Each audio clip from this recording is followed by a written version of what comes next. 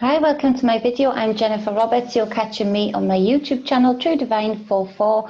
This is another writing on the wall. It's just me pondering, me talking about whatever I feel led to talk about.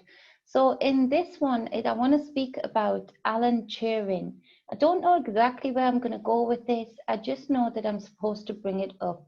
It might be that some people listening can correlate some things for me that you can leave in the comments to talk further about, or connect some certain dots as to why I'm being led to this man and the things that he did and where we are today.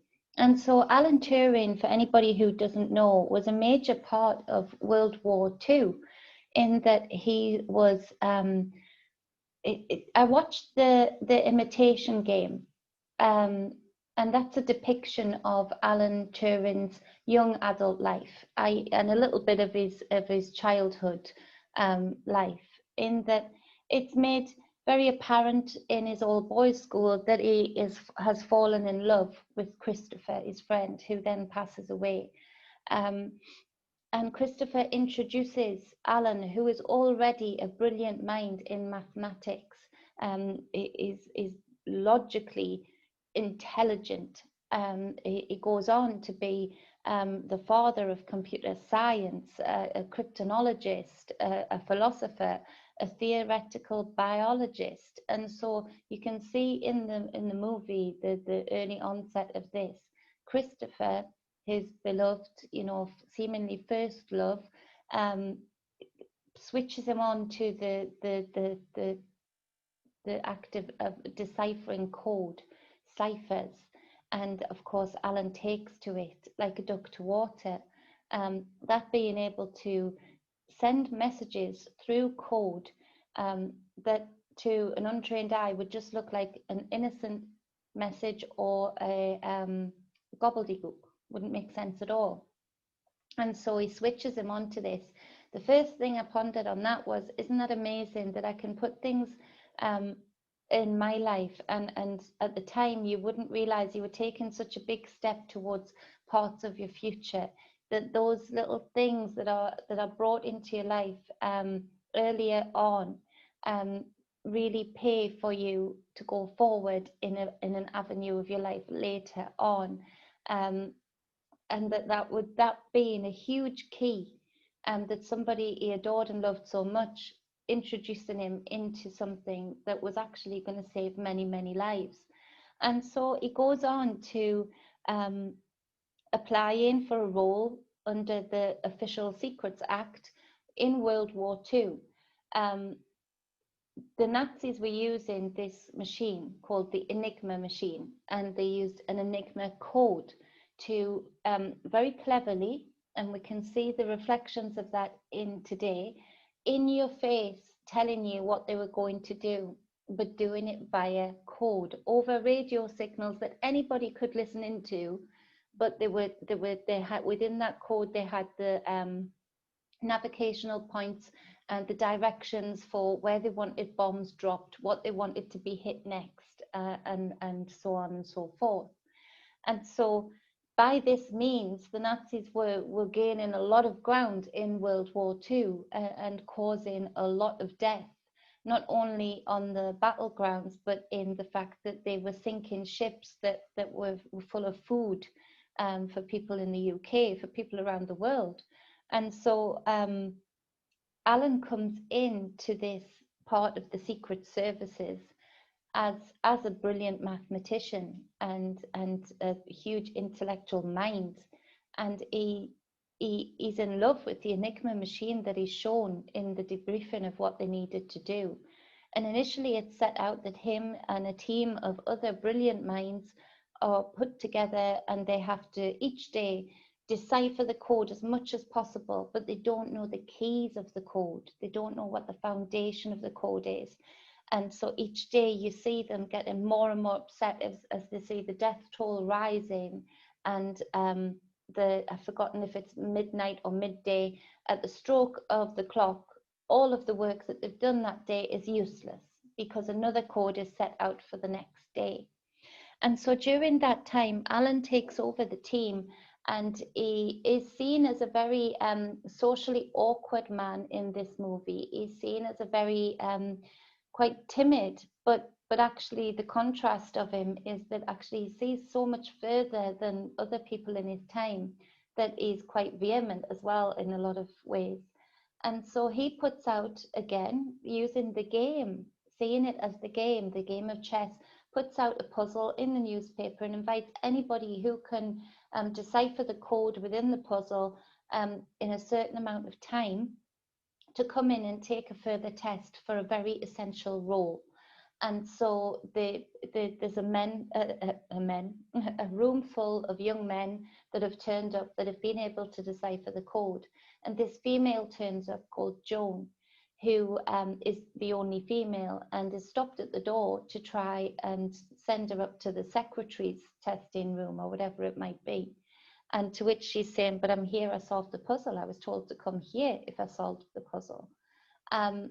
And Turing comes over to see what the kerfuffle's about, and he actually shows, in his social awkwardness in that point in the movie, he shows again this elevated state of mind, in that he doesn't judge, as many do in that era, in that time in our history, as it being a female. He doesn't judge the fact that she, in the other men's eyes in the room, would not be capable of doing such a puzzle. He just judges that she was late and that wasn't acceptable. So could she please sit down if she was wanting to sit down, get on with the test so that he can move on. And of course, Joan does it faster than even Turing had been able to do. And so she's brought onto the team, to which is a huge feat in that time period. The next scenes are that you see that Joan doesn't turn up, and you see that Alan has not taken that just not appearing as an answer. He's gone to the home, and you see her walking into a family home where he's trying in his very awkward, socially awkward way to explain that, you know, she would be working in a radio factory. And it was an essential role. And of course, her parents don't want her to do that because of the time and the era that it is. They don't want her in a factory full of men as a single female, that it might, you know, disturb her character and be unbecoming for any future marriage proposals.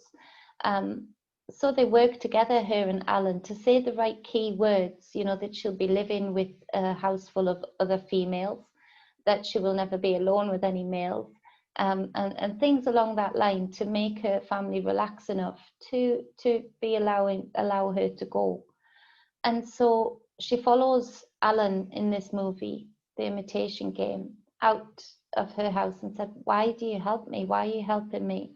And I can't remember the exact quote, I wish I could, but he says a line of, "Sometimes the most unassuming people can be capable of the most extraordinary things," or something along those lines. And that hit me, and I thought, this really is a man that is born with a certain parameter of the certain era that he was born. And yes, he might seem socially awkward.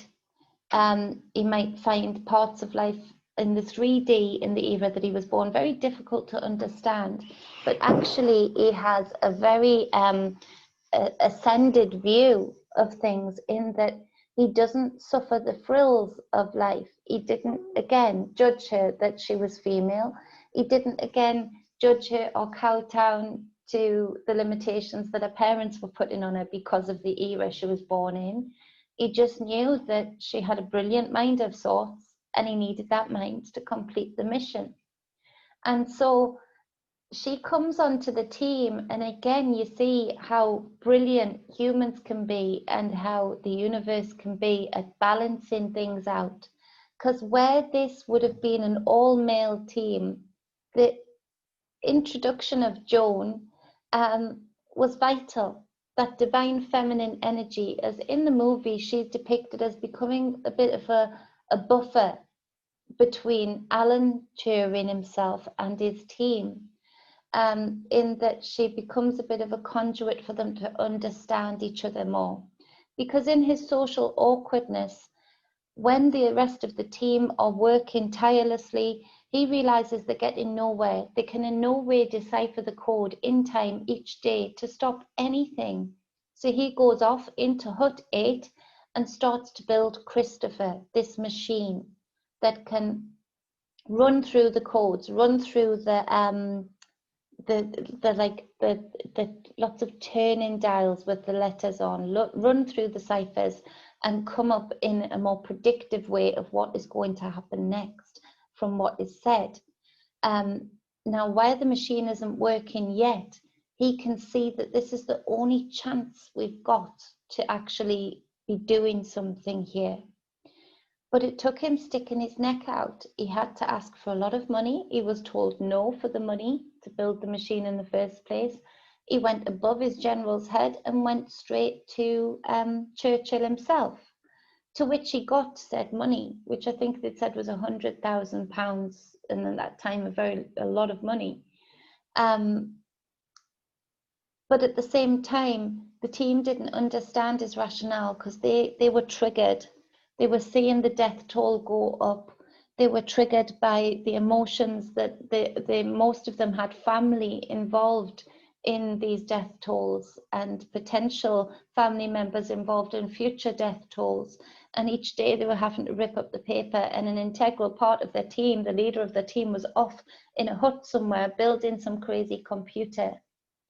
And so again, it shows us that, you know, that we're coming to times in our life where seemingly others will look upon us as if we're mad, as if we're crazy, as if we're even cruel for making certain decisions that we make. But then there are people that make those decisions on the back of wisdom, in weighing up the fact that I've got no opportunity. Yes, I can conform and join in with this team and be a part of it all, and I can work hard and rip up the paper because it hasn't worked in time each and every day. Or I can have big enough shoulders, which is why I said he seems like a meek man, but actually he didn't seem like that to me. A very strong man with strong shoulders, big enough shoulders to put up with his team being nasty to him and jeering him and calling him out for not helping them, calling him heartless, when actually he had a lot of heart in it, in that he was willing to put up with that. He was willing to put up with that kind of cruelty in order to give the biggest chance to save the most lives. And so we see that there's where the divine feminine comes in with Joan, because she helps buffer and bring the team together again to help understand more. And it is at that point that Alan learns a huge life lesson, that you can't do it all alone, because it's within the team. And I can't remember whether it's Joan or the other guy that really antagonizes him through that team. Something is said. That's it. They're on a night out, which Alan would never do. And from one of Joan's friends, who is in the telecommunications, where they listen into these radio outputs from the Nazis.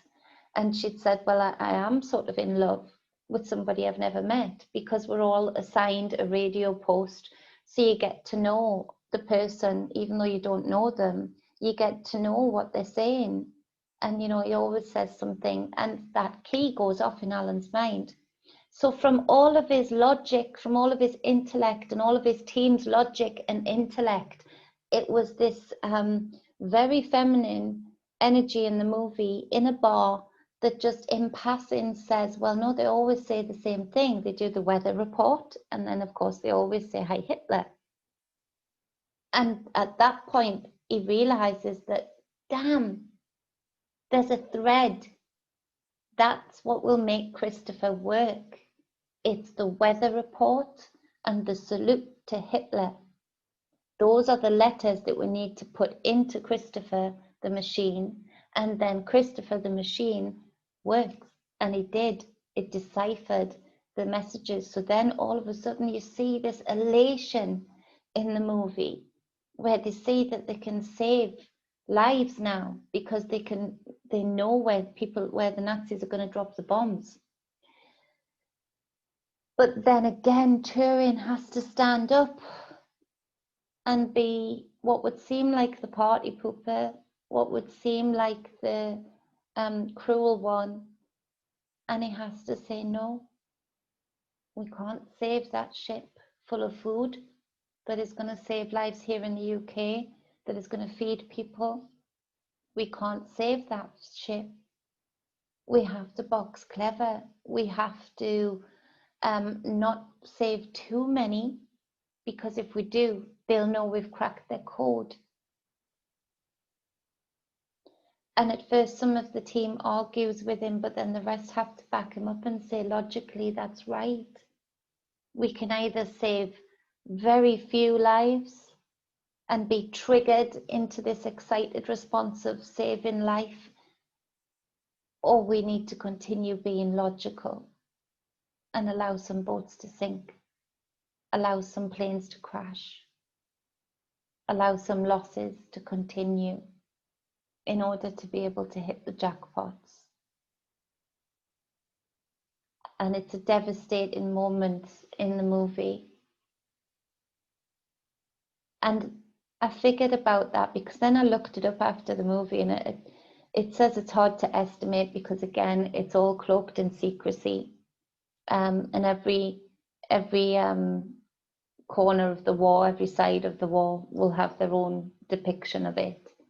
But it's estimated that the work that Turing and his team did with Christopher, the Enigma code breaking machine, shortened the war by up to 2 years and saved, on average, 14 million lives, an estimated 14 million lives. But looking back at that scene in the movie and realizing what it must have been like to have that excitement, that elation, that relief, that all of the time that he'd cut himself off from everybody and taken it on his shoulders, that people would call him names, people would make him seem cruel, people would make him out to be the mad professor, you know, that it was worth it.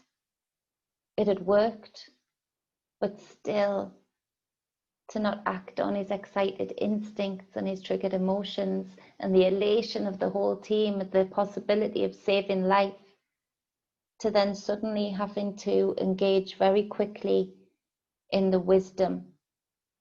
And wisdom not always being easy to engage in, because they were making that decision, and who knows how many in that team ever got to hear in their lifetime that estimation, the estimation that they shortened the war by 2 years, or the estimation that they saved around 14 million lives.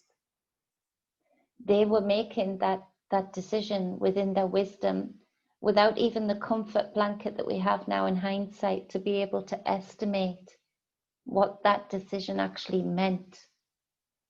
They were having to use their logic, use their wisdom in blind. So it really touched me. It was a very powerful moment. And so it speaks to a lot of what is going on right now. And as what has been going on in the years leading up to the year that we're in now in 2020, in that, you know, conspiracy theorists have been made to be the tinfoil hat wearing, you know, doom and gloom, you know, crazy nutty professor type people. And that actually, and that decisions have had to be made in wisdom that seem very harsh, and that we have to do that in our individual lives. And that to be able to do that, we have to have an inner grit, an inner strength to be able to take it on our shoulders, any jeering, any name calling, to be able to see beyond what is right in front of our face, to be able to not take the bait of what is right there to take, i.e. save the first lives we can. It's a difficult thing to do, to engage that wisdom, that strength, to not live in that fear and have that reaction that would be a triggered response and actually be more detrimental. And so that was a huge part of the movie. Now, the other part of the movie, and there's lots that I'm missing out, I'm just opening up conversation here, is that this man was gay. This man was attracted to males and males only. This man, having done all that he had done, put up with all that he had put up with, and achieved all that he had achieved. One, wasn't given accolade because it was under the Official Secrets Act, but two, in 1952, he was prosecuted because it was illegal to be a homosexual. Even though there was evidence at the time of the Queen herself having a love affair with another female. He was prosecuted, and in their wisdom, he was chemically castrated. He was given the choice between prison or being chemically castrated. After this, it's said that Turing died of suicide, committing suicide at the age 41, 42. But there's been questions into that as to, did he commit suicide? Or did the chemical castration just not do enough to mush his brain for everything that he knew and everything that he could let out? Was there something there, you know, that they needed to get rid of him? They'd gotten out of him so much more than they ever could have dreamed. The first computer system that could think. Was it just that he was ended? And because, you know, he'll have generations down that are tied to his line right now, I'm not going to put out there my psychic feeling as to what happened. I feel that that might be a bit disrespectful. But I just want you to individually ponder on that. And, you know, that he never in his lifetime got the accolade. He actually got punished for a sexual preference. He hadn't raped anybody. He didn't flash himself. He didn't expose himself. Yes, he was socially awkward, but in that social awkwardness, there was a heart there that would put up with anything thrown at him in order to save an estimated 14 million lives. But the frills, the 3D existence of the era that he was in, could hinge on to his homosexuality. That people would cheer that he got punished and prosecuted for his homosexuality. And so in 2009, Gordon Brown, the Prime Minister of the time, officially and publicly apologised on behalf of the British government towards the treatment of Alan Turing. It still took until 2013 that the so-called Queen, Elizabeth II, gave him an official pardon. A posthumous pardon was granted, and the Alan Turing law, which is a loving term for the 2017 law that pardons men and women cautioned or convicted under legislation that historically outlawed homosexuality. And so this man never got to hear his pardon. This man never got to see the full fruition of what he actually did during World War II. He never got the confirmation. He just had to act in his wisdom of all of the lives that him and his team saved. And so it is sad on that point of view And then I want to ponder, and please comment if you can take me down an avenue, because you all know I am not technically advanced. You know, I'm very technically challenged naturally. But people like this fascinate me, whatever field they're in, when they can lift themselves above and look beyond the era that they're born in and see the possibilities beyond the 3D that they're ingrained with. So I want to look at how World War II was a key changing point for where we find ourselves now. The bullshit history that we're taught in schools, you know, that we defeated the Nazis and that it was side against side against side, and they've forgotten that, you know, the royalty and the big families were all on the same side, making a hell of a lot of money and causing a hell of a lot of fear and divide, which again, as the war machine has never really stopped since then. Again, it's all about money. It's all about that ritual. It covers everything: the ritual sacrifice, the bloodshed, the division, the fear, the control. War has been a magical invention of the global elites. And so I want to ponder where we are now as to what Alan turned in that time then, because it said that he formalized the concept of algorithm and computation of algorithms, that he was the godfather of computer science and AI. And then we see today that there's so many things that have been, I wonder what Alan would think, and it should be Sir Alan.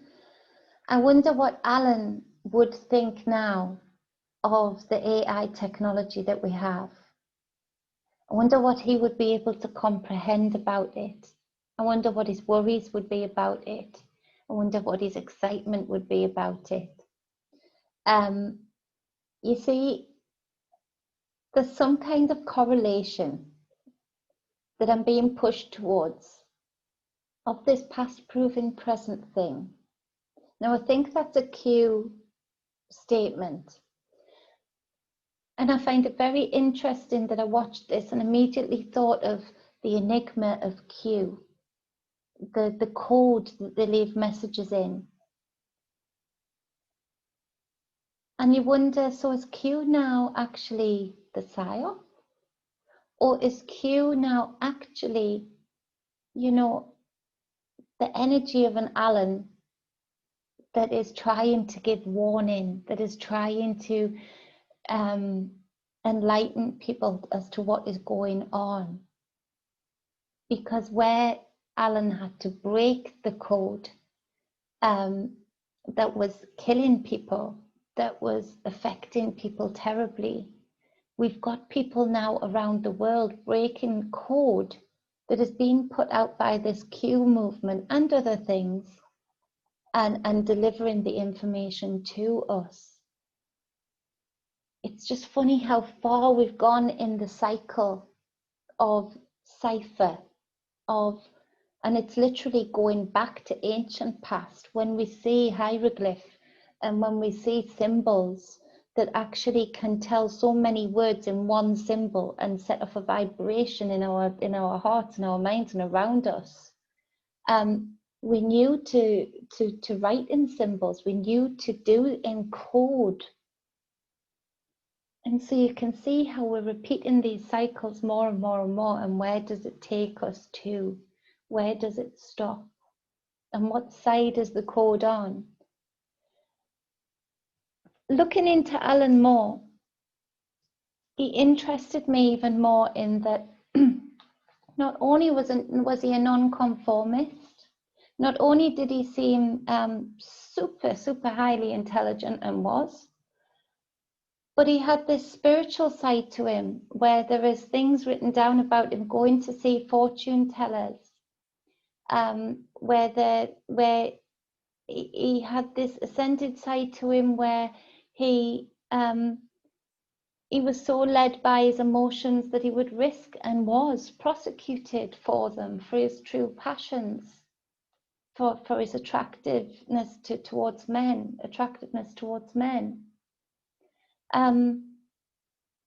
So I don't know exactly where I'm going with this, other than to say it seems like a brilliant man was born.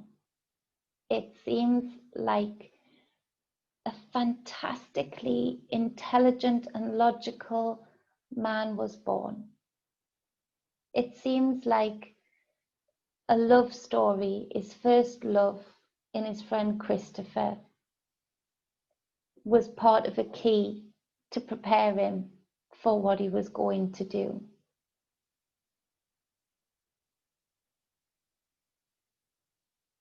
It seems like a very open-minded man was born and created in an era that was very closed-minded and limited. He could look beyond what the reality was showing him. And I'm just digging into Alan, so I'll probably speak more in a more qualified way on this later on. I just wanted to open up the topic and start the discussion of a man that was a huge foundational point as to where we find ourselves today, the way we use computers and code. I know my brother's a programmer, and I know he writes gobbledygook. It looks like hieroglyph on the screen, but he writes code. He can write his own code to build programs. And so that kind of mind fascinates me. One, because I don't understand it. I don't understand how they understand. And two, because it's a creative thing. They are creating something that looks like, say, a game, very different, but they can see how that game is going to look on the other side of the reality, even when they're looking at this plain and boring line and line of code. I hope that's the right way around. But it fascinates me, so I will dig in more. The other part of Alan that really, really fascinates me is that he had arguments going about when people seem to give the answer of, well, it's just only humans can do that. He would argue, but why? Like a child, but why? But what if? But maybe not. You know, he had this inquiring mind, and I think it's important that we try and harness that as individuals. And so he absolutely then was asking the question of, but if a human casing, a human biological machine, our bodies, can house a soul, and that's what makes us, in your eyes, superior, that's what gives humans a superior intelligence. Why can't a machine do that? If I create a casing, if I create a machine that has a housing for a consciousness, why wouldn't a soul be able to be housed in a machine? And you see, I find this a very interesting concept, because I do err on the side of saying, well, it can. I believe it can. Because from my spiritual standpoint, I see people who have frazzled their chakras so much, they've spanned their chakras so fast that they are when you do a screw too tight and they unthread themselves, there's no thread anymore. They're not threaded. They're not hooked in anymore. So I actually witness people who are empty vessels. I witness the fact that I do not see an aura around certain people. And of course that is dangerous, because then you're a vessel. You're a vessel for maybe a good entity, maybe a very bad entity, to enter into your husk, your heart, and harness that vessel and move about in the 3D. So I tend to err on that side. So I find it exciting that I found out about this man and is pondering towards that of, you know, why can't AI harness consciousness? And in that, there might be very good connotations, you know, for people who maybe are paralyzed from the neck down, to be able to harness their consciousness in an AI machine. After all, what is this? Or, you know, it can be harnessed for a very bad way, you know, that you maybe, just maybe, we are naturally limited by the balance of nature. Maybe, just maybe, with the vast, extraordinary, expansive mind and consciousness that a human has the capacity for, maybe, just maybe, we do need some balance so that we can't have that and super strength. So that we you know, that we get checked out a little bit, you know, along the way, things balance out. So it's just an opening of a conversation, something that I find super fascinating, as if it's unraveling as it goes along. So I'm just going to put it out there, see what the comments are, and see where it takes us from there. Thank you for listening. Thank you for taking your time to listen to me babble, and hopefully finding something interesting and that intrigues you along the way. And maybe you can point me in another direction to look at. And thank you, Alan, for having wide enough shoulders and a strong enough heart to be you. And I think we can thank people like that for the lessons that we can take from them, that we can be divided by the most ridiculous things, sexual preferences. And the reason we get divided is because the powers that be will make it illegal 1 minute when it's good for them to do so. When they want to make it legal again, they make it legal. But they've already got the mindset of a lot of people being prejudiced towards gay, lesbian, transgender. So then there's the division, you see. So let's not be plagued and played by the 3D frills that do not matter. The foundational stones for me are and always will be, whatever section of society we're in, if children are protected, then let it be. If children aren't affected badly by it, let it be. It stops us being played.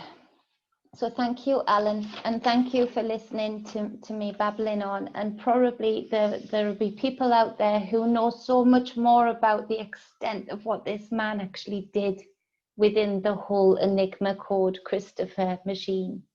And I'd love to hear it. I'd love to understand it more and see where my psychic spiritual side takes me to regarding this man. So I'm going to be hooking into him, as I said, not in a disrespectful way, but you know, for any intuitive messages that I get regarding this man and the work that he did and what he might say about where we are today, I'll be sharing those with you as and when. Much love, be balanced and be whole as always. Mwah.